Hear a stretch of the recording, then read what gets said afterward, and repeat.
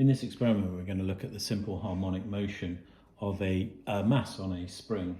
Now, the mass on a spring is simple harmonic because it satisfies the condition that as we displace this, as we pull this downwards, for example, the restoring force is proportional to that displacement. So if I pull it down twice as far, I get twice as big a restoring force, but it's in the opposite direction. I'm displacing it downwards, and the restoring force is upwards.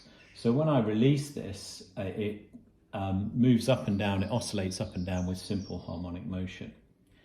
Now what we're going to do is we're going to gradually increase the mass on this spring, and we're going to measure the time for 10 oscillations. 10 oscillations is useful because it will hopefully eliminate or reduce the effect of timing errors, for example, in reaction times. The other thing that I've added to this is 2 pins here, which we call fiducial markers. And that just allows me to see the oscillations of the mass on the spring a little bit clearer. So I'm looking for the pin. So I've placed the markers when the mass on the spring is in its equilibrium position, when it's moving at its fastest speed. Now remember, an oscillation is completely going down and then completely going back up again.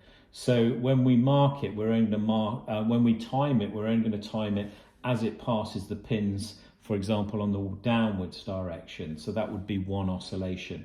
So I'm going to use 10 oscillations, and then going to add another Newton mass to another 100 grams to the mass on the spring, and record the time for each 10 oscillations. Once we've done that, we'll be able to plot a graph of the results, and we will then use that to find the mass, an unknown mass. So I'm going to time the 10 oscillations and then record that on my results. It's quite useful to use a camera in this, a video camera, because it's moving quite quickly. And that is why we've not done 100 grams, because it's just oscillating too fast to actually record it easily.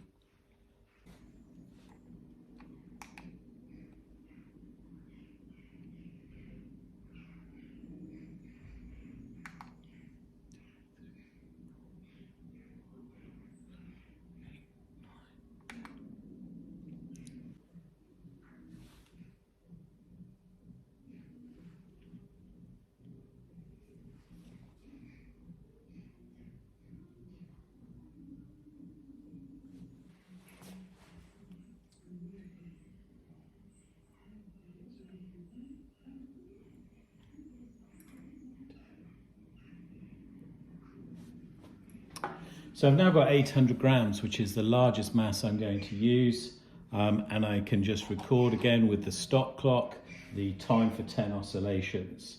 So I've recorded that, and it's come out to be 10.7 seconds. So I can add that to my results table. And then finally, what I'm going to do is I'm going to find the time for an unknown mass. So finally, I've put an unknown mass here, and I'm oscillating. I'm going to count 10 oscillations the same and record it.